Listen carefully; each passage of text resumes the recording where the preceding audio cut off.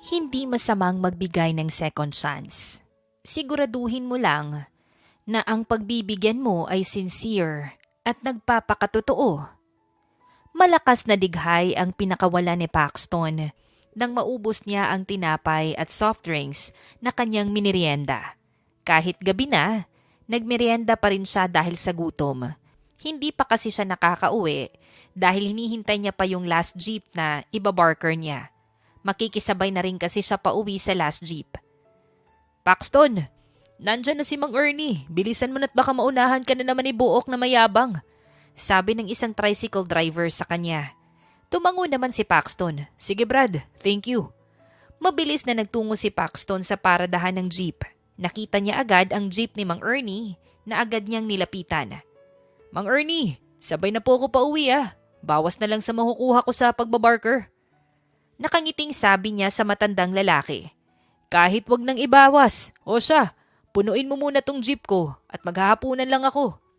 Tumango lang si Paxton bago magsimulang magtawag ng mga pasahero. Ginamit na niya ang karisma niya para mapabilis ang pagtatawag. Hindi sa pagmamayabang pero may ilalaban talaga si Paxton sa itsura. Wala man itong dugo ng ibang lahi pero kung titignan siya, mukha siyang anak ng Amerikano. Idagdag pa ang mga mata niyang brown na brown ang kulay. Boss, usog ka hong kaunti para makaupo ng maayos si nanay. Sabi niya sa isang pasaherong lalaki.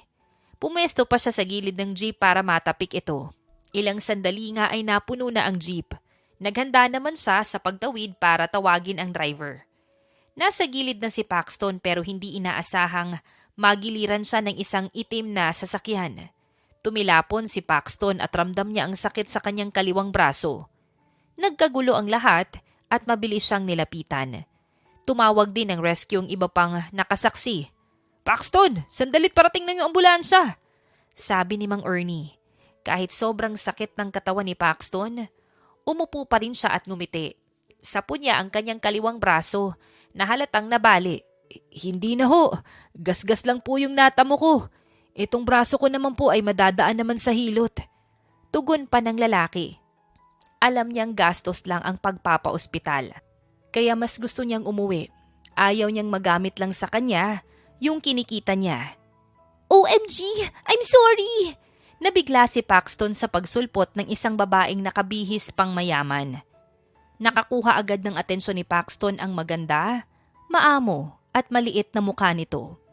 Hindi niya alam pero biglang tumibok ng mabilis ang puso niya. Hindi niya rin maalis ang atensyon sa babae. Nalaglag yung phone ko at aabutin ko lang sana. Pero nakabig ko yung manobela. I'm really sorry kuya. Please wag mo akong ipakulong. Patulo na ang luha ng babae kaya medyo nataranta si Paxton.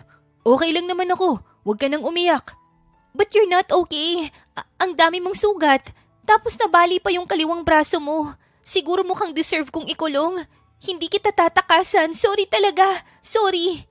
Hindi alam ni Paxton kung ano ang gagawin niya dahil umiyak na ito. Idagdag pa na napakadaldal nito kaya hindi na siya makasingit. Natahimik lamang ang babae nang dumating na yung ambulansya. Nakahinga naman siya ng maluwag dahil nawala na ito sa paningin niya. Siya lang yata yung binanggana pero mas nagigilty pa. Boss, baka pwedeng ibaba niyo na lang ako sa gilid. Okay naman na ho ako. Sabi pa ni Paxton sa lalaking nag-a-assist sa kanya sa ambulansya. Hindi ho pwede, sir. Kailangan niyo pong madala sa ospital dahil sa itsura niyo. Napahinga na lang ulit siya ng malalim dahil alam niyang wala siyang magagawa. Pagdating nga sa ospital, sinimulan na nga siyang gamutin. Akala niya ay hanggang emergency room lang siya. Pero dinala din siya sa OR dahil sa nabali niyang braso. Nakatulog si Paxton at nang magising nga siya ay umaga na. Nataranta pa siya dahil hindi siya nakauwi sa kapatid niyang babae. Ngayon ko ramdam yung sakit. I'm sorry. Kasalanan ko kung bakit ka nasasaktan ngayon. Gulat siyang napalingon sa nagsalita. Hindi niya agad napansin na nasa kwarto niya yung babaeng nakabangga sa kanya. Kahit mukha itong stress, hindi niya pa rin maiwasang mapatitig sa ganda nito. Look, ang dami-dami mong sugat. Hindi mo rin magagamit niyang kaliwang kamay mo dahil sa katangahan ko. I'm really sorry. Okay lang ako. Wala namang may gusto sa nangyari. Ngumiti pa siya sa babae. Ngumusulang ang babae at parang maiiyak na. Bahagyang napatawa si Paxton dahil sa pagiging cute nito. Teka, ikaw ba yung nagbantay sa akin? Sa itsura mo kasi mukhang hindi ka rin natulog eh. Tanong niya sa babae. Paano ako makakatulog kung alam kong may napahamak ng dahil sa akin? Hindi ko alam tuloy kung paano ako makakabawi sa'yo. Sagutin mo na lang yung bayarin ko sa ospital para quits na tayo. Ayaw man ni Paxton na pagbayarin din yung babae pero no choice siya. Wala rin kasi siyang pera.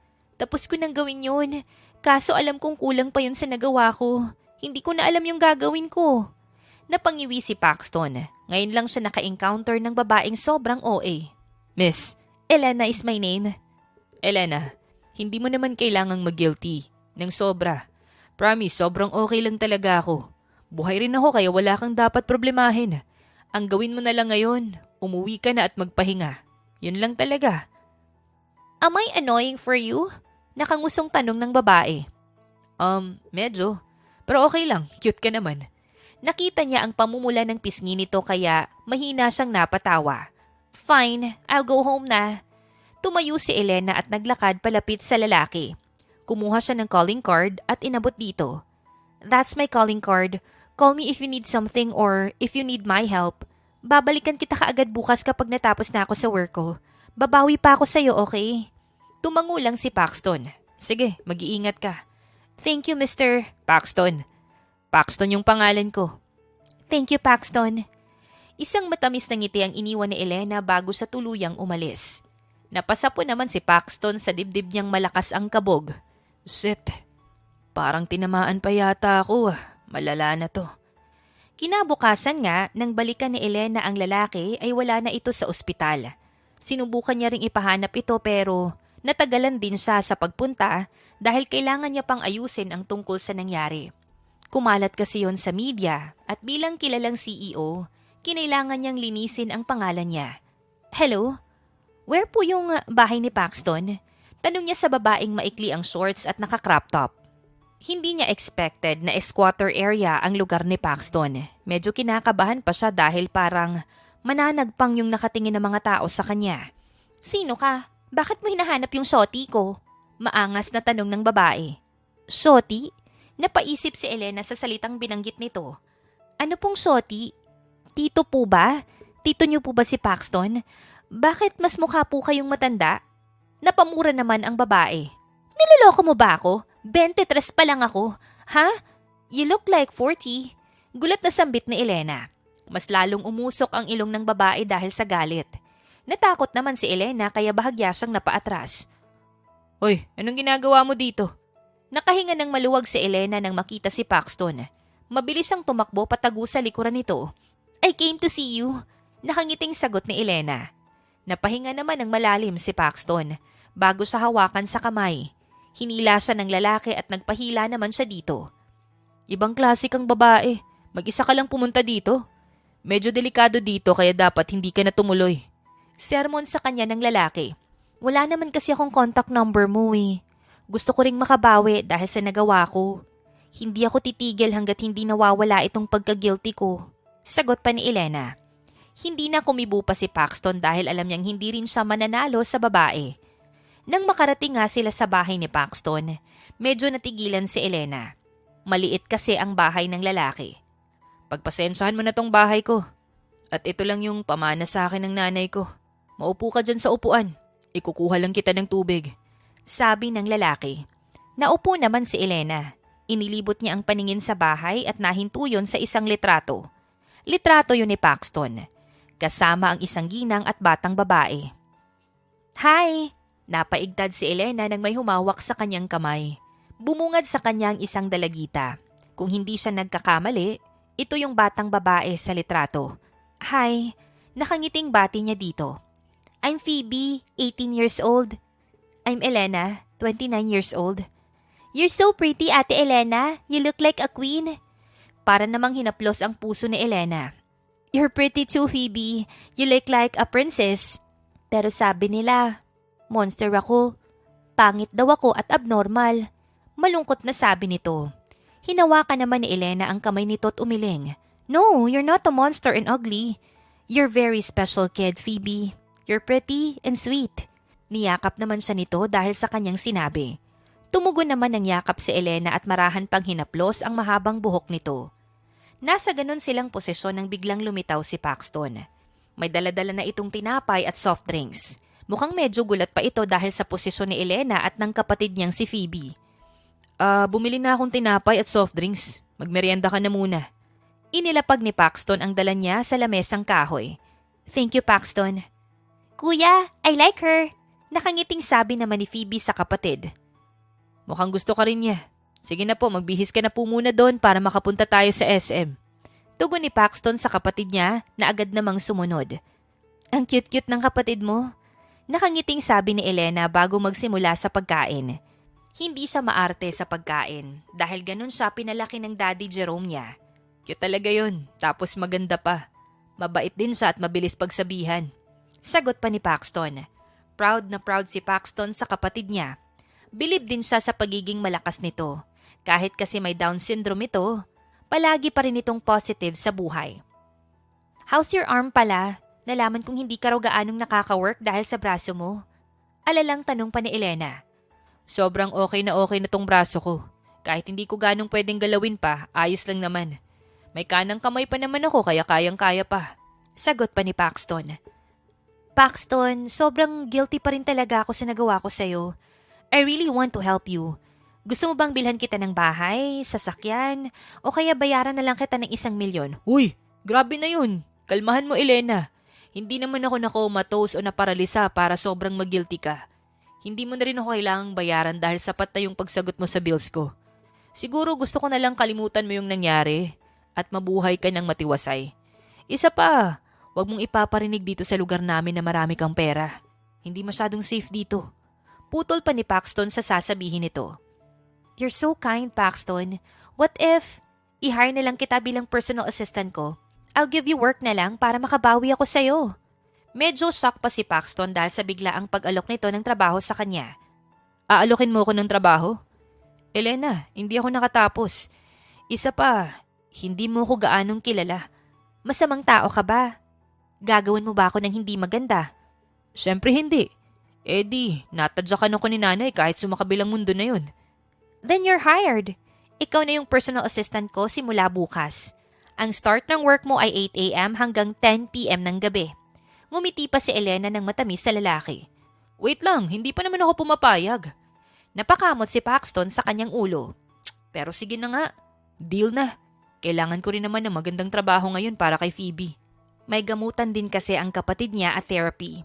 Sa special school din kasi ito nag-aaral, kaya sobrang magastos. May nag-aalaga din naman dito kapag wala siya kaya okay lang yung oras ng trabaho niya. Deal na ha? OMG, I'm so excited to work with you. Bigla naman siyang napangiwi sa tili nito. Pero ilang sandali lamang ay napangiti na lang din siya. May kung ano talaga sa babae na nakakapagpalambot sa kanya na parang buto-buto. Nagsimula na ngang magtrabaho si Paxton sa babae. Nung una, ay nahihirapan siya sa mga gawain.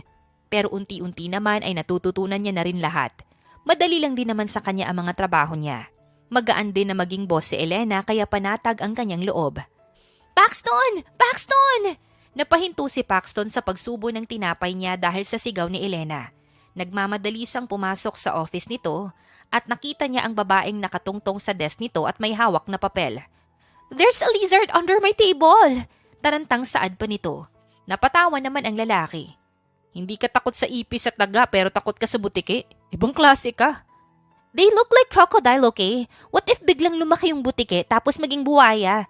Kapag kinain nila ako, hindi na ako magkakaroon ng sariling pamilya ko. Kawawa naman ako. Naiiyak na sagot ng babae. Muli namang napahagalpak ng tawa si Paxton. Hindi niya talaga minsan kinakaya ang tumatakbo sa isip ng babae. Sinilip ni Paxton yung ilalim ng lamesa ni Elena, pero wala na yung butiki doon. Wala na yung butiki. Mukhang natakot din yata sa sigaw mo. Sabi pa ni Paxton. Sigurado ka? Iiyak talaga ako kapag nandyan pa siya. Wala na nga. Bumaba ka na dyan at baka mahulog ka pa. Lumapit siya sa babae at binuhat ito. Sakto namang pagbuhat niya, ay bumukas ang pinto ng office nito at niluwal ang isang lalaking may edad na at isa pang lalaking kaidaran niya. Sino ka? Binabastos mo ba si Elena? Maangas na tanong ng lalaki kay Paxton. Sumugod ito bigla sa kanila. Pero bago pa nito mahawakan si Paxton, mabilis na itong umiwas. Ang ending, sumubsob ang lalaki sa lapag. Pre, huwag kang susugod ka agad. Paano kung mahulog tong si Elena? Ma'am Elena, seryosong sabi ni Paxton bago marahang ibaba ang babae. Huwag kang ang OA dyan, Tim. Personal assistant ko tong si Paxton. Supladang sabi ni Elena sa lalaki bago balingan yung lalaking may edad na kanina pa nakatingin kay Paxton. Hi Daddy, nakabalik ka na po pala. Bati niya dito. Nilapitan ito ni Elena at binigyan ng halik sa pisngi. Nasabi sa akin ni Tim ang nangyari sa'yo. Kaya tinapos ko kaagad yung trabaho ko sa New York. Sagot nito habang ang tingin ay na kay Paxton pa rin. Hindi rin naman maiwasan ni Paxton na mapatingin sa daddy ni Elena. May kung ano siyang nararamdaman nang makita ito. Pakiramdam niya ay may koneksyon sila ng lalaki. Oh, he's Paxton, Dad. He's my personal assistant po. Siya rin po yung lalaking nabangga ko, kaya may cast pa rin po siya sa braso. Pakilala ni Elena sa lalaki. Hello po. Naglahad ng kamay si Paxton. Paxton Ramos po pala. Personal assistant po ng madaldal niyong anak. Jerome Valonso. Tinanggap nito ang kamay ni Paxton. Pakiramdam ni Paxton na kuryente siya nang magdikit ang balat nila ng lalaki. Bigla tuloy siyang napaisip kung may ugnayan ba sila ng lalaki. Elena, kumuha ka ng personal assistant na hindi man lang nagko-consult sa amin ng daddy mo. At talagang lalaki pa. Sabad ni Tim kaya napatingin sila dito. Why would I need your permission? You're not my boyfriend, Tim. Masungit na sagot na Elena at umira pa. Mahina namang napatawa si Paxton dahil sa pambabasag dito ng babae. Tim, let her decide on her own. Malaki na si Elena, kaya hindi ko na siya kailangang pakialaman pa. Sabi ng daddy ni Elena, Tito, I want to make sure that she's safe. Isa pa, ayon sa source ko, taga-squatter yung Paxton na yan. Paano kung may gawin siyang masama kay Elena? Sagot pa ni Tim. Tumaas naman ng isang kilay ni Paxton. May problema ka ba sa mga taga-squatter? Oo, doon ako nakatira. Ano naman ngayon? Huwag kang mag-alala. Hindi naman kita basta sasaksakin. See, he's threatening me. Daldal mo, Brad. Tinatalo mo yung pagiging madaldal nitong si Elena. Natawa naman si Elena at ang ama niya dahil sa hirit ni Paxton. Inis na inis naman si Tim at halatang gusto nang suntukin ang mukha ni Paxton. Okay, enough with that, Tim. Mabuti pa't mananghalian na lang muna tayo. Sabi pa ni Jerome. Yehey! I miss having lunch with you, Dad. Masayang sabi ni Elena at agad na humawak sa braso ng lalaki. Bumaling si Jerome kay Paxton. Come with us, iho. Gusto pa kitang makilala. Tumango naman si Paxton. Hindi ko ho tatanggihan yung grasya, sir. Umalis nga sila sa company ni Elena. Sa sasakyan sila ni Tim nakasakay. Halatang ayaw siyang pasamahin ni Tim at ayaw siyang katabi. Si Tim kasi ang driver at nasa passenger seat pa si Paxton. Dapat dinala mo na lang yung kotse ni Elena. Oh, wait. Halata naman palang hindi ka marunong magmaneho. Mayabang na sabi pa ni Tim. Hindi ko pa gaanong gamay yung kotse pero marunong magmotor. Pwede ko namang iangkas si Elena sa motor kung sakali. Kaswal na sagot pa ni Paxton. Are you insane? She's one of the well-known CEO. Hindi naman niya ikakababa kung sasakay siya ng motor. Muling nagkaroon ng tensyon sa pagitan ng dalawang lalaki. Nawala lang yon nang makarating sila sa isang Chinese restaurant. Bumaba sila ng kotse at agad na pumasok sa loob. Order ka ng gusto mo. Inabot na Elena ang menu kay Paxton. Tumingin naman si Paxton sa menu at halos mapamura siya dahil sa mahal ng pagkain. Gusto na lang niyang magpares o di kaya ay siomai rice. Why? Can't afford it? Nakangising tanong pa ni Tim. Don't worry about the price. It's on me. Sabi pa ni Jerome. Tumango naman si Paxton bago ibaba ang menu. Kung ano na lang po yung gusto na Elena. First time ko rin po kasi dito kaya wala rin po akong alam sa pagkain. Tumango naman si Jerome at nagsimulang mag-order.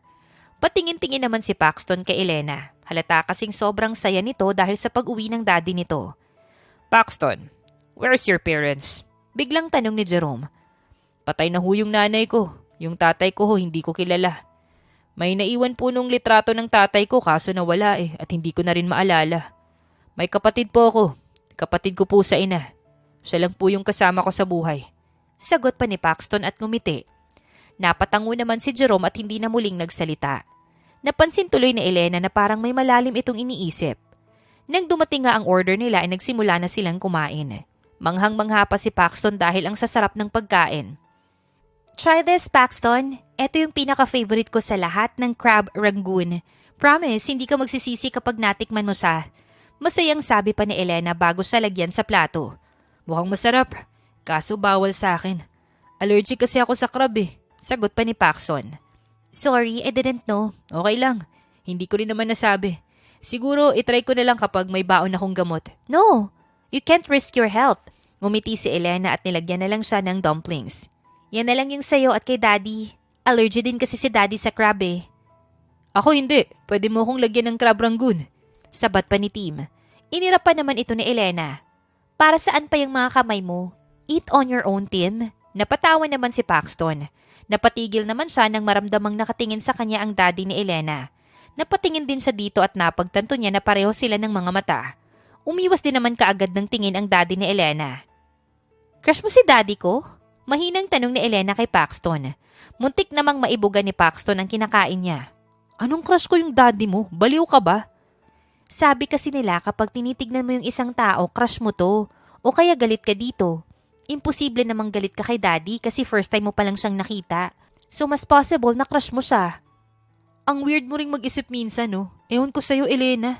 Why? Did I say something wrong? Wala. Kumain ka na nga lang dyan.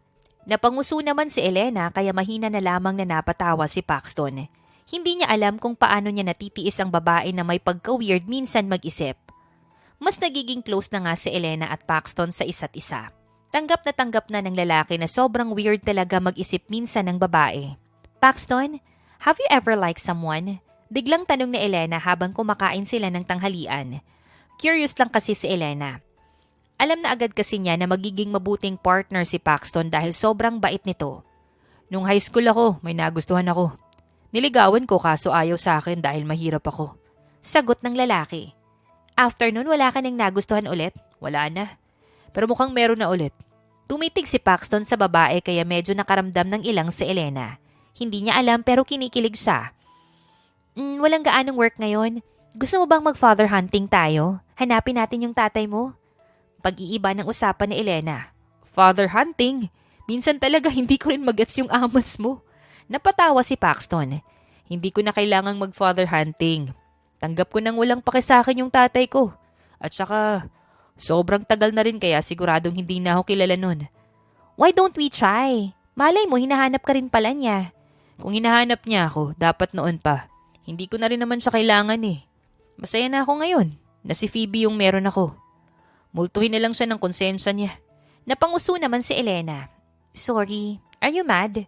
Binitawan ni Paxton ang kutsara at sinapo ang magkabilang pisngi ni Elena. Pinaharap niya ang babae sa kanya. Elena, hindi ako galit, okay? Isa pa, wag mo nga ugaliin yung sorry ng sorry kahit wala ka namang kasalanan. Gusto mo bang ma-take advantage ka ng mga tao? Dapat matuto kang maging fierce at palaban. Pangaral niya pa sa babae. Kasi kapag hindi ako noon nagsusorry sa mommy at kapatid ko, sinasaktan nila ako at kinukulong. Kapag nakakagawa rin ako ng kahit kaunting mali, palagi nila akong sinisigawan. Natigilan naman ang lalaki dahil sa sinabi nito. Ngayon ay naiintindihan niya kung bakit ganoon ang babae. Huwag kang mag-alala. Nandito na ako ngayon para ipagtanggol ka. Kaya huwag ka nang matakot na lumaban, okay? Lagot sa akin yung mga nang-aaway sa'yo. Sabi pa ni Paxton. So dapat pakasalan mo ko para hindi ka na makaalis sa tabi ko? Walang prenong sambit pa nito. Napaubo naman ng wala sa oras si Paxton. Siguro pagkatapos nating kumain, puntahan na lang natin si Phoebe sa school niya. Siguradong matutuwa ng sobra yun kapag nakita ka. Pag-iiba pa niya ng usapan. Laking pasasalamat ni Paxton dahil tumango na lang si Elena. Hindi niya talaga inaasahan ang sasabihin nito na tungkol sa kasal. Kapag talaga may gustong sabihin ng babae, hindi talaga ito pumapreno. Pagkatapos nga nilang kumain, umalis na sila. Nagpa-drive na lang ang dalawa dahil hindi marunong si Paxton magmaneho. Si Elena naman ay bawal mag-drive dahil suspended ang lisensya nito. Bago nga sila dumiretso sa school ni Phoebe, dumaan na muna si Elena sa isang donut shop para bilhan ang dalagita. Bumili din siya ng isang mamahalin na bag para dito. Spoil mo na masyado sa regalo yung kapatid ko. Hahanap-hanapin ka talaga nun. Sabi pa ni Paxton. Spoil naman ako ng kuya niya sa alaga kaya quits lang kami. Sagot pa ni Elena. Napatingin naman sa bintana si Paxton para hindi makita ng babae ang kanyang pagngiti. Sa simpleng bana talaga ng babae, iba na agad ang epekto sa kanya. Nakikita ko yung kilig mo, bossing. Mahinang bulong sa kanya ng driver. Hindi ako kinikilig, gusto ko lang umiti. Tugon pa ni Paxton na kinatawa na lamang ng driver. Nang makarating nga sila sa school ni Phoebe, dumiretso na agad sila sa loob. Natanaw agad nila si Phoebe na nakaupo sa isang upuan at nakangiting nagsusulat sa isang papel. Phoebe, nandito yung kuya mo, pagtawag dito ng kanyang teacher. Dumako ang tingin sa kanila ni Phoebe. Mabilis itong tumayo at lumapit sa kanila. Agad yumakap ang dalaga kay Elena. Hi Ate Elena, I'm happy to see you po. Nakangiting sabi pa ni Phoebe. I'm happy to see you too, Phoebe. Sobrang miss na miss kita. Tugon pa ni Elena. I'm gonna show you something po. Hinawakan ni Phoebe ang kamay niya at hinila siya palapit sa table nito. Bahagya namang napasimangot si Paxton dahil hindi siya pinansin ng kapatid niya. Sumunod na lang siya sa mga ito. This is my drawing po. Itinuro ni Phoebe ang lalaking stickman. This is Kuya Paxton. Sunod ditong itinuro ang nasa kaliwang side na babae. This is you po. Huling itinuro ni Phoebe ang babae sa gitna. And this is me. We're happy family. Thank you, Phoebe. You're so sweet. Niyakap ni Elena ang dalaga at pinanggigilan pa ito. Napangiti naman si Paxton dahil sa kanyang nasaksihan. Madalas kasing mag-isa lang si Phoebe at malayo sa mga tao dahil sa panghuhusga. Pero magmula nang dumating si Elena, palagi na itong nakangiti at palagi na itong masigla. Phoebe, binili ni Ate Elena mo para sa'yo. Inilapag ni Paxton ang mga binili ni Elena para sa kapatid. Thank you, Ate Elena. I love you. Paano naman ako, Phoebe? Nagsiselos na ako sa Ate Elena mo, ha? Feeling ko hindi mo na ako favorite. Nagtatampong saad pa ni Paxton. Kuya, ikaw favorite ni Phoebe. Mas favorite ko na lang muna si Ate Elena. Sagot ni Phoebe bago yumakap sa bewang ng kapatid. Mas lalo namang napasimangot si Paxton pero niyaka pa rin niya ang kapatid niya. Napabungis-ngis naman si Elena at mayabang nanginitian si Paxton. Huyo ka ngayon, favorite na ako ni Phoebe. Hindi na lang sumagot si Paxton dahil alam niyang talo pa rin siya. Naupo nga sila maya-maya lamang at sinimulang pakainin ng donut si Phoebe. Masaya naman itong kumain ng tahimik. Paxton, kung magkakaroon ka man ng girlfriend, make sure mong aalagaan niya si Phoebe ha. Phoebe is like a sister of mine. Ayoko makita siyang masasaktan. Biglang sambit ni Elena bago haplusin ang buhok ni Phoebe. Alam naman kasi niyang magkakaroon ng girlfriend si Paxton. At ang number 1 niyang naisip na ugali ng dapat ng girlfriend nito ay mabait at kayang itrato ng tama si Phoebe. After kasing malayo ni Elena sa mommy at kapatid niyang mapanakit, hindi na niya ulit naramdaman ang pakiramdam na may kapatid. Pero nagbago yun nang makilala niya si Phoebe. She wants to be Phoebe's sister. Girlfriend? Kahit 30 na ako, wala pa sa isip ko yan. Gusto ko muna kasing maayos yung buhay ko bago ako pumasok sa relasyon. Gusto ko ring bigyan na muna ng magandang buhay si Phoebe. Sagot pa ni Paxton. Kahit na, I just want you to promise me. Hindi mo rin kasi masasabi yung love. What if may babaeng magandang dumating sa buhay mo tapos na in love ka? Meron na ngang dumating eh. Hindi ko nga lang siya ma-pursue kasi wala pa akong maipagmamalaki. Ayoko namang isipin ng mga tao na pera lang yung habol ko sa kanya. Napalunok si Elena nang makitang titig na titig sa kanya si Paxton. Ayaw niyang mag-assume pero dahil sa tingin nito, pakiramdam niya tuloy ay siya yung gusto ni Paxton. Ate Elena, ikaw gusto girlfriend ni Kuya Paxton? Sabad ni Phoebe bago tumawa. Hinihintay ni Elena na umangal ang lalaki pero ngumiti lang ito. Nakaramdam tuloy siya ng hiya. At the same time, tuwa sa kanyang puso. Phoebe, wag mong sabihin yan. Sige ka, asyumera pa naman ako. Bulong ni Elena sa dalaga. Maniwala po ikaw sa akin. Crush na crush ka ni kuya ko. Tumango naman si Elena na may malaking ngiti sa kanyang labi. Pero ang ngiting yon ay nawala rin nang may tumawag na magandang babae kay Paxton. Tumayo naman kaagad si Paxton at nilapitan ang babae at saka niyakap. Sino yung babaeng yun? Tanong ni Elena kay Phoebe. Ate Monique po, yung dating crush ni kuya. Sagot ni Phoebe. Wala sa sariling napairap naman si Elena. Alam niyang wala siyang karapatan pero bigla siyang nakaramdam ng selos. Biglang tumingin sa gawi niya ang nakangiting si Paxton. Binigyan niya naman ito ng sobrang supladang irap at tinalikuran. Galit muna siya ngayon sa lalaki. Pagkatapos kasi siya nitong pakiligin, pagseselosin naman siya.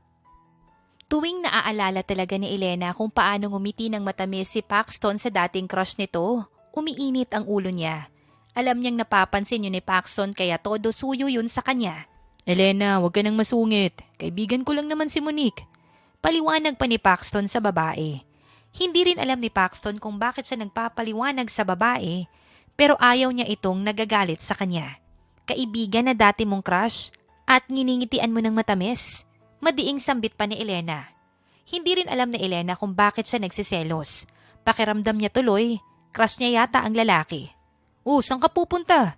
Tanong ng lalaki nang tumayo si Elena. Sa conference, tinambakan kita ng gawain sa emails mo kaya wag mo kong sundan.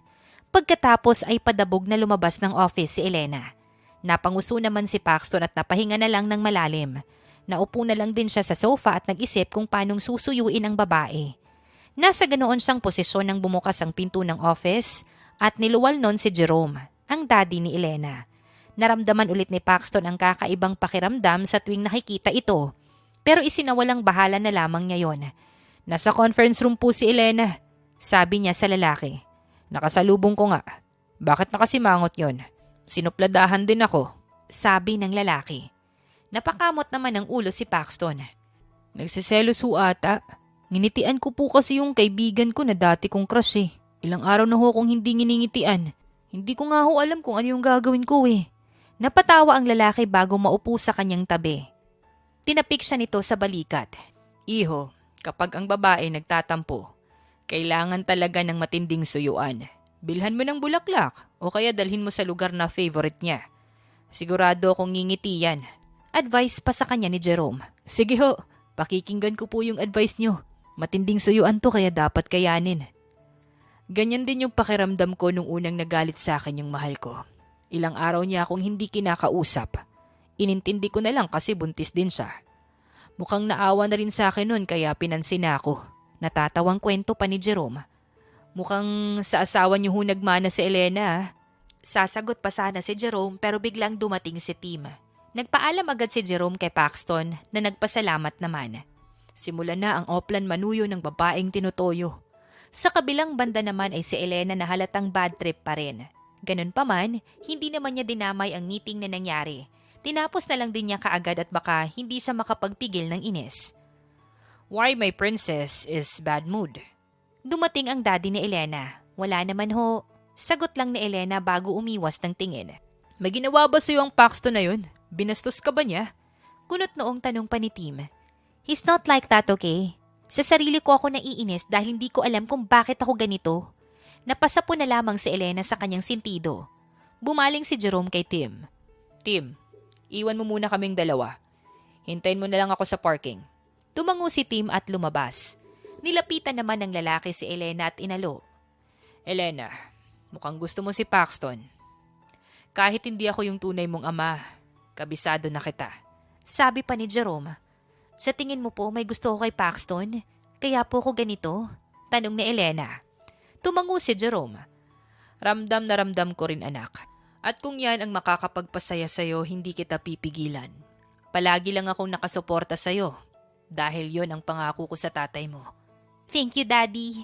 Yumakap si Elena sa lalaki. You're the best ninong talaga. Hindi naman tunay na ama ni Elena si Jerome.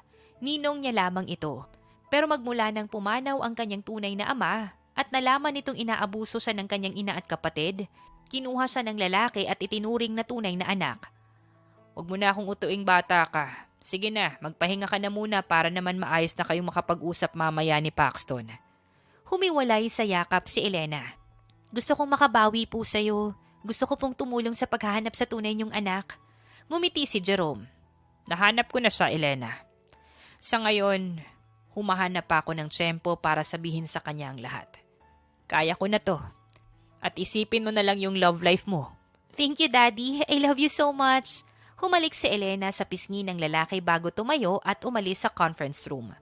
Dumiretso siya sa office niya para makipag-usap kay Paxton at humingi ng sorry pero wala ang lalaki doon. Nagalit ba siya? Tanong niya sa sarili. Kinuha niya ang cellphone niya at tinawagan ang lalaki. Sumagot naman ito kaagad na ikinakabog ng dibdib niya. Nandito ako sa baba.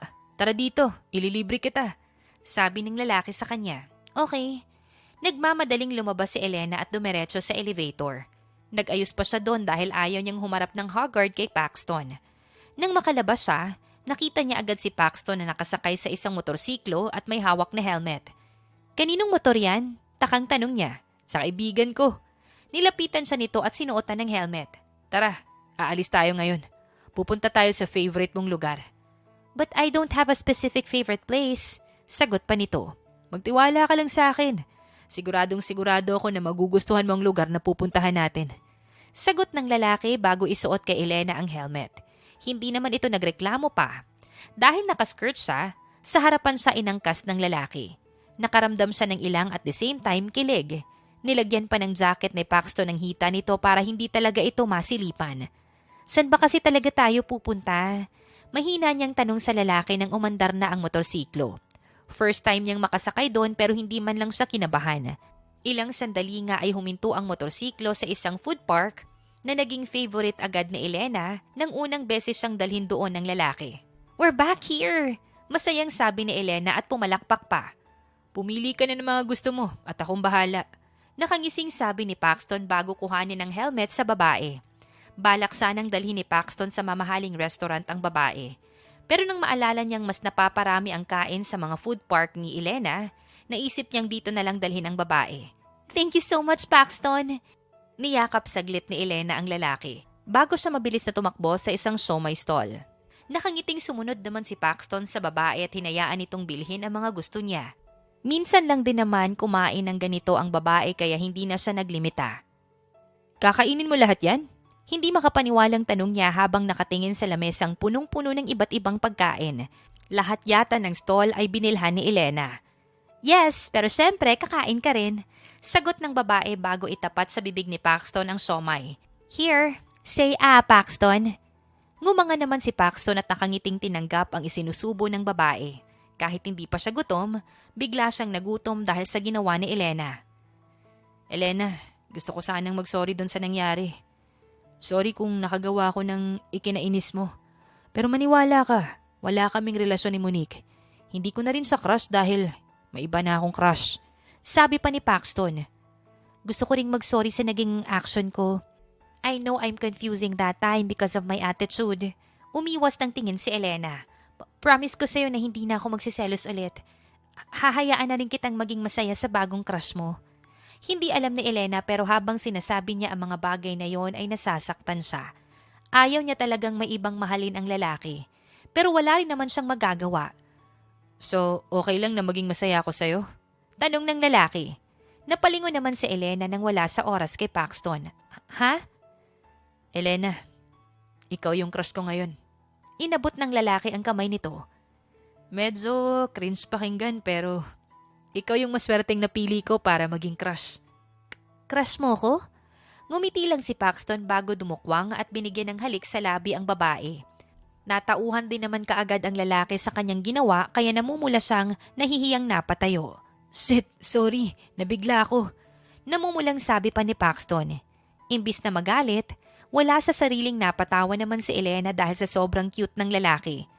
Parang gusto niya tuloy palaging makita kung paano ito kiligin at mahiya sa kanya. Wala mang matinong paglilinaw sa kung anong meron ang dalawa, masaya pa rin si Elena sa setup nila ni Paxton. Masaya siya dahil maayos na sila at dahil medyo clingy ito sa kanya. Pakiramdam niya, mas lalong gumagwapo si Paxton sa kanyang paningin. "What's with this commotion?" Yan ang bungad ni Elena nang makapasok siya sa office ni Daddy Jerome niya. Nandoon kasi ang dalawang board members at si Tim. Nagkakagulo ang mga to nang makapasok. "Finally you're here! Alam mo bang may magnanakaw sa company? Ang laking funds nang nawala. May mga files din na nanakaw kaya nagkakaroon tayo ng issue sa plagiarism." Sagot ni Tim sa kanya. "At sino naman yung gagawa sa bagay na yun?" Kunot noong tanong pa ni Elena. "Inimbestigahan ko na ang tungkol dyan at napag-alaman ko na galing sa laptop lahat ni Paxton. Siya ang nagnanakaw ng mga funds at siya rin yung nag-i-email sa ibang company tungkol sa mga bagong designs natin." Kampanting sagot pa ni Tim. "Huwag mong pagbibintangan si Paxton, Tim. Hinding-hindi niya gagawin ang mga bagay na sinasabi mo. Kung galing man sa laptop niya ang mga emails, sigurado kung set up lang lahat." Alam ni Elena na hindi yun magagawa ng lalaki. Kampanteng-kampante siyang inosente ito. At ako pa yung sinungaling? Elena, mas kilala mo ako. Mas nauna mo akong nakilala kaysa sa hampas lupang squatter na enough. Napatigil sila ng malakas na hampasin ni Jerome ang kanyang lamesa. Stop with that bullshit nonsense of yours, Tim. Ako ang mag-iimbestiga nitong mga nangyari. Sa ngayon, huwag niyo muna itong ilalabas sa lahat hanggat hindi pa naaayos. You may leave now. Lumabas naman si Tim at yung dalawa pang tao. Naiwan naman si Elena na agad na nilapitan ang kanyang ama-amahan. Dad, believe me, hinding-hindi magagawa ni Paxton yun. Siguradong saad ni Elena. Tumango si Jerome. Just let me handle all of this, Elena. Pangako, hinding-hindi ko pababayaan si Paxton. Lilinisin ko ang pangalan niya. Hindi ako papayag na masira ang pangalan ng anak ko. Anak niyo po? Takang tanong ni Elena. Pasensya na kung hindi ko nasabi, Elena. Si Paxton ang anak kong nawawala. Siya ang anak namin ng asawa kong nakalimutan ko dahil sa aksidente. Ngumiti si Jerome. Sobrang saya ko dahil nahanap ko na siya. At isa ka sa gusto kong pasalamatan. Dahil ikaw ang nagdala kay Paxton palapit sa akin. Kahit shock si Elena, hindi pa rin niya maitago ang sayang nararamdaman. I'm so happy for you, Daddy. Finally, nahanap mo na rin yung taong matagal mo nang hinahanap. Lingid sa kaalaman ng dalawa, palihim na nakikinig sa kanila si Tim. Napangisi ito nang marinig ang tungkol sa pagkatao ni Paxton. Ang buong akala kasi ni Tim ay mag-abang talaga si Jerome at Elena. Iilan lang kasi ang nakakaalam na magninong lang si Jerome at Elena. Dahil sa narinig ng lalaki, bigla siyang nakakuha ng ideya kung paanong mawawala sa landas niya si Paxton at makukuha si Elena. Sa kabilang banda naman ay si Paxton ay pasipol-sipol habang namimili ng pagkain sa kantinang company. Nararamdaman niya ang tingin ng ibang tao sa kanya pero hindi man lang niya pinapansin. Paxton! Napalingon siya sa pagbanggit ng kanyang pangalan. Walang iba kundi si Tim. Anong kailangan mo? Aawayin mo na naman ba ako? Kung iniisip mong isusuko ko si Elena sa'yo, manigas ka dyan. Kaunti na lang talaga ay papatulan na niya ang kayabangan ni Tim. Nagpipigil lang siya, pero kapag si Elena na ang usapan, handa siyang makipagbugbugan. At sa tingin mo, bagay na bagay kayo na Elena? Ngumisi si Tim. Paxton, sa kalagayan niyo ngayong dalawa, ay imposibleng maging sayo siya. Maswerte ka pa nga kung sakali dahil magiging bayaw kita. Bayaw? Nagkasalubong ang kilay ni Paxton. Sira ulo ka! Plano mong pormahan si Phoebe? May salty ka bang lalaki ka? Hindi mo pa alam. Ikaw ang tunay na anak ni Tito Jerome na matagal na niyang hinahanap. Ibig sabihin, kapatid mo si Elena. Nakangising sabi pa ni Tim. Natigilan naman si Paxton pero hindi siya naniwala. Sa inis niya, kinwelyohan niya ang lalaki. Kung wala kang magandang sasabihin, itahimik mo yung bibig mo. Imposibleng kapatid ko si Elena kaya manahimik ka. Pabalibag niya itong binitawan bago nilayasan. Alam ni Paxton na hindi totoo ang sinasabi ni Tim, pero hindi niya rin maiwasang mag-overthink. May parte sa puso niya na naniniwalang ama niya si Jerome, lalo pa at nandoon yung lukso ng dugo sa tuwing nagkikita sila. Paxton. Hindi alam ni Paxton kung paano siyang nakapunta sa office ni Jerome. Namalaya na lamang niya na nasa loob na siya ng office nito. May maitutulong ba ako sa'yo? Huwag kang mahihiyang magsabi sa akin. Napakuyom siya ng kamao habang seryosong nakatingin sa lalaki.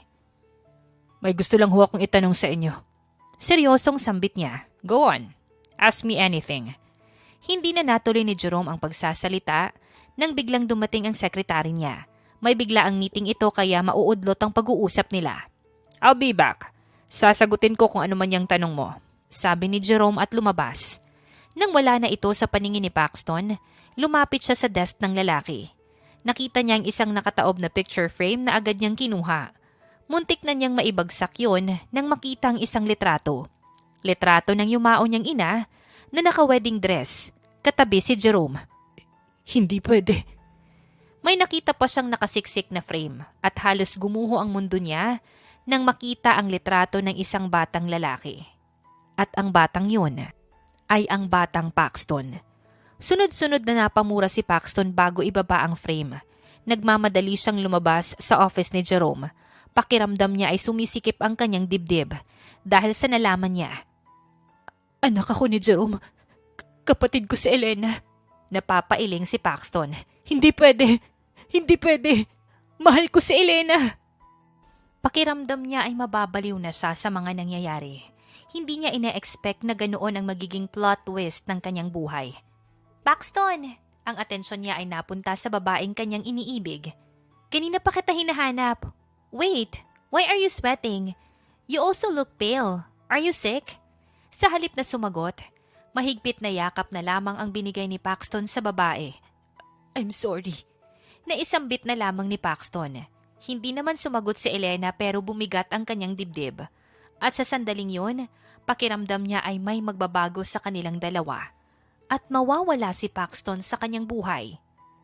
Hindi alam ni Elena ang nangyari. Sa isang iglap, nawala si Paxton at hindi na nagpaparamdam sa kanya. Kapag pumupunta siya sa bahay nito, wala naman doon ang lalaki at kapatid nito. Iniisip tuloy ni Elena na baka hindi na siya mahal ng lalaki.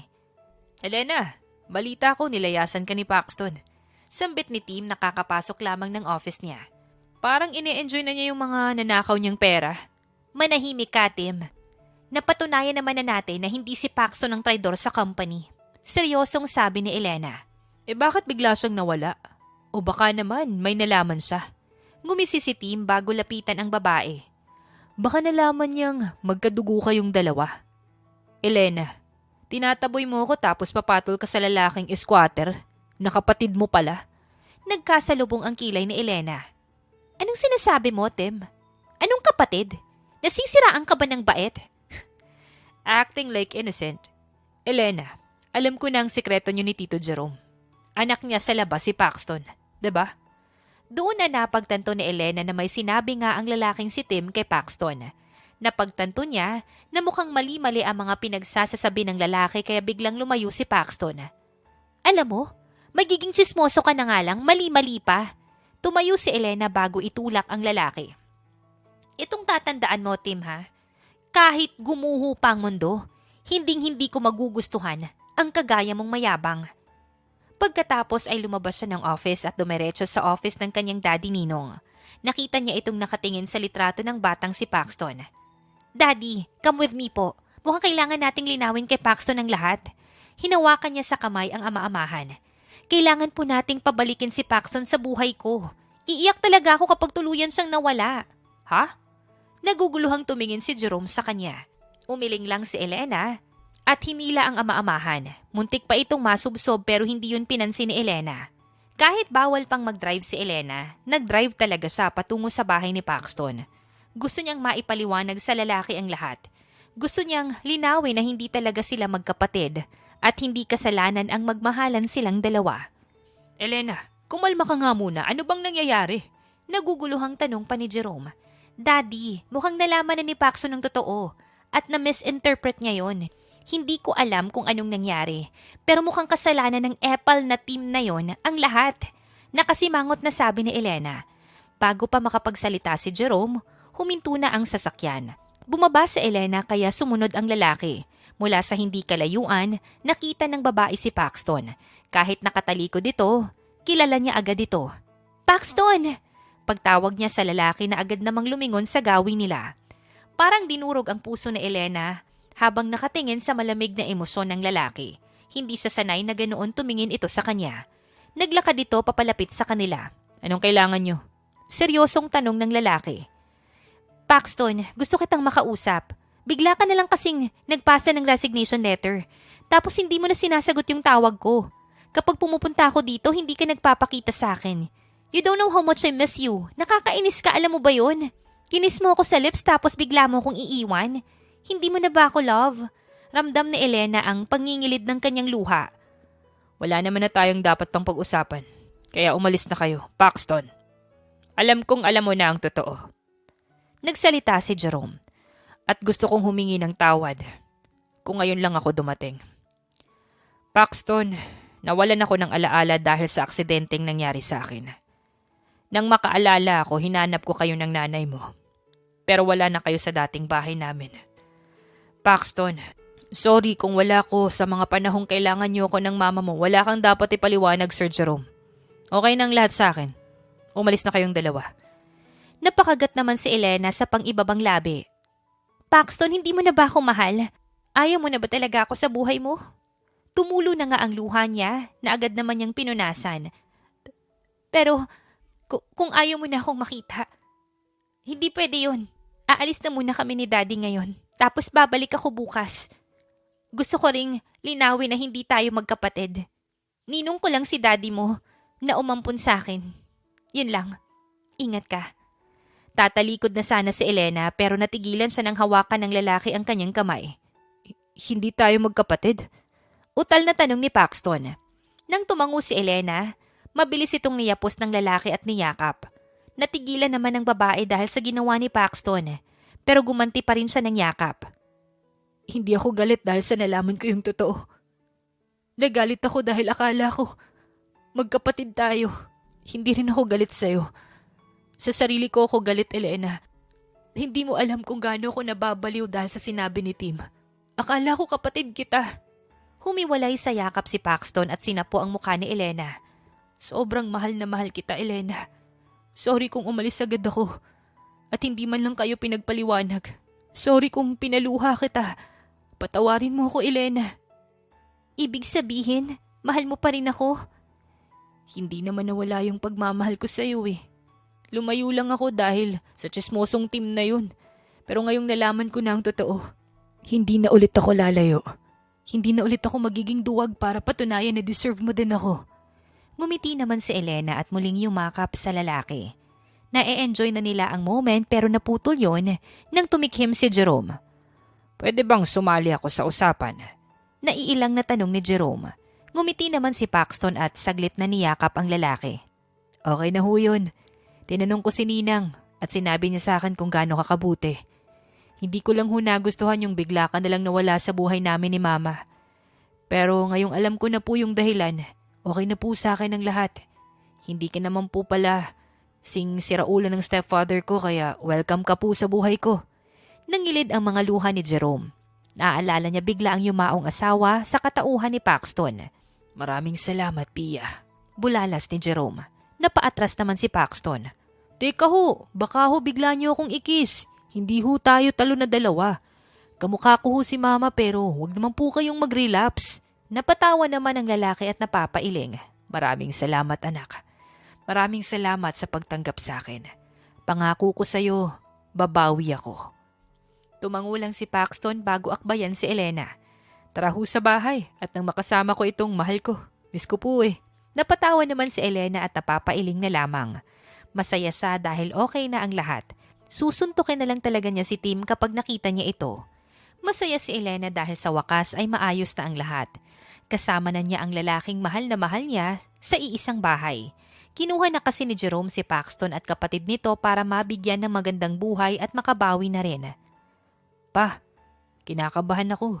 Hindi mo naman kasi kailangan na magpa-party ng bongga para ipakilala ako eh. Bulong pa ni Paxton sa ama habang nasa second floor sila ng bahay ni Jerome. Nagpa-party kasi si Jerome ng biglaan para lang ipakilala siya bilang tagapagmana at kanyang anak. Kailangan ito anak. Gusto kong ipakilala sa lahat na anak kita. Gusto ko rin na hindi ka apihin ng mga tao. Sagot pa ni Jerome. Papa, etong macho ko na to, magpapaapi. Baka sila pa yung apihin ko. At mayabang pang ibinilandra ni Paxton ang kanyang biceps. Oo na anak, sandalit bababa na muna ako para kausapin yung organizer. Maghanda ka muna dyan para sa pagbaba. Tinapik ni Jerome ang balikat ng anak bago siya bumaba. Napahinga naman ng malalim si Paxton bago ayusin ang kanyang sarili. Hindi niya akalain na nakaka-pressure pala ang maging mayaman. Nawala ang kaba ni Paxton nang biglang sumulpot si Tim. Pakiramdam niya ay gusto niya itong itulak pababa ng hagdan dahil sa pagka-bad trip. Anong ginagawa mo dito? Tanong sa kanya ni Tim. Wala ka nang pakialam doon. Ikaw ba? Anong ginagawa mo dito? Pang main character lang tong second floor. Yabang mo ah. Aba, hindi porket anak ka sa labas ni Tito Jerome. Aasta ka ng ganyan. Tanggapin mo na lang na hindi ka belong sa mundo namin. Lalo na sa mundo ng mahal kong si Elena. Nakangising sabi pa nito. Napatawa naman si Paxton. Alam mo, hindi masamang magpa-check up ah. Hindi rin vitamins yung pagiging syunga para araw-arawin. Chismoso. Sasagot pa sana si Tim pero hindi na yun natuloy dahil nagsalita na si Jerome sa microphone. Gusto kong ipakilala sa inyong lahat ang nag-iisa kong anak na matagal nang nawalay sa akin. Gusto kong makilala nyo ang lalaking magiging kahalili ko sa pagpapatakbo ng kumpanya ko. Si Paxton Ramos Valonzo. Nang marinig ni Paxton ang kanyang pangalan, nagsimula na siyang bumaba ng hagdan. Pakiramdam niya ay superstar siya ngayon. Kabado din siya dahil parang masusubsob siya dahil sa panginginig ng kanyang mga tuhod. "You're so handsome, mahal ko." Kinikilig na sabi ni Elena at pumapalakpak pa. Napangiti naman ng mayabang si Paxton at taas noong naglakad pababa ng hagdan. "Wait, what's the meaning of this? Anak lang siya sa labas, diba?" Nagsalita si Tim kaya napabaling ang lahat sa kanya. Inis itong naglakad din pababa ng hagdan. "Tito Jerome, hindi ba't anak mo lang sa labas ang lalaking to? Tiga-squatter nga yan eh. Isa rin siyang nakakadiring lalaki na pumatol sa kapatid niya, kay Elena." Nagsimula namang magbulungan ang mga tao. Napatawa naman si Paxton at walang pasabing sinapak si Tim na agad bumagsak sa sahig. "Kung magchichismis ka, siguraduhin mong tama sa susunod. Muntik pa kaming hindi magkatuluyan ni Elena dahil sa'yo." Inis na sabi ni Paxton. Napabungis-ngis naman si Elena bago maglakad papalapit kay Paxton. Yumakap siya sa bewang ng lalaki bago tumingin kay Tim. "Tim, ang tagal-tagal mo nang inuuto kami ni Daddy Jerome pero hindi mo pa rin alam na hindi kami mag-ama? He's just my ninong, okay? We're not really blood-related." Napatawa ulit si Elena. Ibig sabihin noon, pwedeng-pwede kami ng anak niya. Compatible kaming dalawa ni Paxton. "Elena, ako yung nandito sa mahabang panahon. Ako yung dapat pakasalan mo, no?" "Hindi ka bagay kay Elena." Sabad ni Jerome bago senyasan ng mga guard na lumapit. "Oh wait, nakalimutan kong sabihin na pinutol ko na ang partnership ng company natin. Good luck na lang din pala sa kulungan dahil napatunayan kong ikaw ang nagnanakaw sa company at naglalabas ng mga documents na pribado. Sobra mo akong na-disappoint, Tim. Kaya see you na lang sa korte." Mabilis na kinaladkad ng mga guard ang lalaki palabas ng venue. Napangiti naman si Elena at Paxton at nagkatinginan na lamang. "Okay, sorry sa biglaang commercial break." Napatawa ang mga bisita dahil sa sinabi ni Jerome. "Let's continue our party. I hope you enjoy the night." Nagpalakpakan ng lahat nang bumaba ng stage si Jerome at lapitan ang kanyang anak. "Nakakakaba pala maging mayaman," natatawang sabi ni Paxton. "You need to used to it, son. Hahawak ka rin ng mga business natin kaya gusto kong maging handa ka," sabi pa ni Jerome. Tumango naman si Paxton. "Hindi po kita bibiguin, Papa. Pangakong tutulungan kita sa mga business mo. Patutunayan ko po sa lahat na karapat-dapat ako para maging anak ng isang Jerome Valonzo. Wala kang dapat patunayan sa kanila, Paxton. Hindi kita ipe-pressure sa responsibilities mo. Ang gusto ko lang ngayon ay maging masaya ka." Nakangiting sabi ni Jerome. "Thank you, Pa. O sige na, kumain na muna kayo ni Elena. Ako nang bahala kay Phoebe at sa mga bisita." Isa pang dahilan kung bakit ang bilis na patawad ni Paxton ang ama niya dahil sobrang bait nito. Nakikita niyang mahal na mahal din nito si Phoebe at masaya siya para sa kapatid dahil naramdaman nito kung paano magkaroon ng ama. "Doon tayo sa veranda. Doon ko pinahanda yung dinner natin dahil papansin ako," sabi ni Paxton sa babae at hinawakan ng kamay nito. "Marunong ka nang maging romantic, ha? Siguro tinuruan ka ni Daddy Ninong, no?" Ngumiti lang si Paxton at kumindat. Nang makarating nga sa veranda ng venue, nakita agad na Elena ang nakahandang table for two. Iginiya nga siya ng lalaki paupo sa upuan bago ito maupo. "Romantic na ba yung datingan?" "Super romantic. 100 overall ang score ko for you." Nakangiting sagot ng babae. Kinikilig naman ako. Umakto pang nanginginig ang lalaki kaya napatawa na lamang si Elena. Nagsimula na nga silang kumain habang nag-uusap tungkol sa una nilang pagkikita. Natawa na lamang ang dalaga sa tuwing naalala niya kung paano nagsimula ang lahat sa kanila. "Elena, gusto kong magpasalamat sa'yo. Gusto kong magpasalamat sa pangungulit mo sa akin at hindi pagsuko. Kung hindi mo siguro ginawa yun, hindi kita makikilala ng lubusan at hindi ko makikilala yung tunay kong papa. Thank you sa lahat-lahat, Elena. Mahal na mahal kita." Hinawakan pa ni Paxton ang kamay ng babae at marahan yung hinaplos. "Gusto ko ring mag-thank you sa'yo. Thank you sa pagpasok sa buhay ko. Hindi mo alam kung gaano ako mas lalong naging masaya. Thank you for always protecting me, Paxton. I love you so much." Ngumiti si Paxton bago kuhanin ng isang tissue. Binilot niya yon hanggang sa mukhang singsing na may disenyo. Isinuot niya yon sa daliri ni Elena. "Elena, pangako ko sa yung pakakasalan kita. Sa ngayon, yan na muna yung engagement ring kasi hindi pa dumadating yung pinapagawa ko eh. Pangako ko sa iyong magpo-propose ako ng bongga kapag dumating na yung engagement ring na pinapagawa ko. Sabi ni Paxton. Napangiti naman si Elena na nangingilid na rin ng luha. Kahit walang singsing, tatanggapin ko pa rin yung kasal. Thank you always, Paxton. Pangakong magiging mabuting asawa ako sa'yo. Tumayo si Anton bago lapitan si Elena. Yumukod siya at binigyan ito ng halik na kaagad namang tinugunan ng babae. Nasa ganoon silang posisyon nang bigla na lamang pumalakpak ang mga tao. Natawa na lamang ang dalawa at nakangiting kumaway sa mga ito. Sobrang saya ni Elena dahil ang lalaking aksidenteng nabangga niya lang noon ay kapiling na niya sa buhay at kasama na niya sa hirap at ginhawa. "Oh, nasa na yung mga bata?" tanong ni Elena sa asawa na kapapasok lang sa kusina. Lumabas kasi ang lalaki dala ang dalawa nilang anak. "Na kay lolo nila at kay Phoebe. Alam mo naman yung dalawang yun. Makita lang ang lolo tita. Grabe na yung tuwa." Sagot pa ni Paxton. Sa ngayon, may dalawang anak na sila. Isang babaeng 3 years old at isang lalaking 4 years old. "Teka, bakit nagluluto ka? Di ba't sinabi ko ako na yung magluluto? Maupo ka na lang dyan at magpahinga. Dahil malapit nang lumabas yung third baby natin." Inagaw ni Paxton ang sandok sa asawang buntis at giniya pa upo. "Paxton, wag kang OA. 7 buwan pa lang tong tiyan ko at saka kaya ko naman." Napairap na lang si Elena. "Gusto ko ring lutuan kayo ng mga bata kaya wag ka nang magreklamo." "Ayaw lang po kitang mapagod, mahal ko. Gusto kong palaging safe lang kayo ng mga anak natin." Napailing naman si Elena. "Hindi ko naman ikakapahamak yung pagluluto. Hindi rin naman ako nagbubuhat ng mga mabibigat kaya hayaan mo na ako." "Sige po, babantay na lang po kita." Hinayaan na nga lang ni Paxton ang asawa niya na magluto. Pinagmasdan na lamang niya ito habang may munting ngiti sa kanyang labi. "Bakit ka nakatitig?" Maya-maya'y tanong ng babae. "Sobrang ganda mo po kasi, mahal ko." Nakangiting sagot ng lalaki. "We, tumaba na nga ako eh. Kahit marami na akong stretch marks at medyo lumapad yung mukha ko, maganda pa rin ako sa paningin mo kahit ganito ako."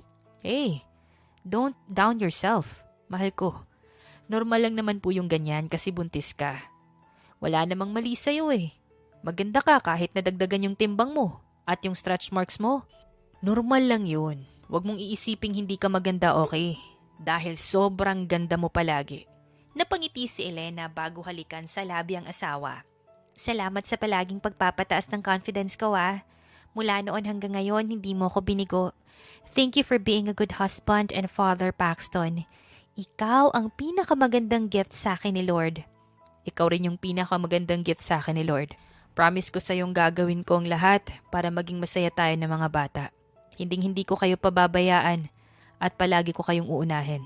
I love you so much, my best wife and mother of my child." "Mahal na mahal din kita, Paxton." Hinalikan ni Elena ang kanyang asawa bago yumakap dito. Sobrang swerte niya sa part na si Paxton ang kanyang naging asawa. At kung may susunod pang buhay, hiling niyang magkita ulit sila ng lalaki at maging sila ulit sa huli. At dito na nga po nagtatapos ang kwentong pag-ibig ni Elena at ni Paxton. Naway kayo po ay kinilig at may natutunan sa kwentong ating napagsaluhan ngayong araw. Muli po, maraming salamat sa inyong walang sawang pagsuporta at pakikinig. Hanggang sa susunod, abangan pa rin po ang mga kwentong puno ng aral, pagmamahal at inspirasyon. Siyempre dito pa rin po yan sa inyong inaabangang Dear Jen.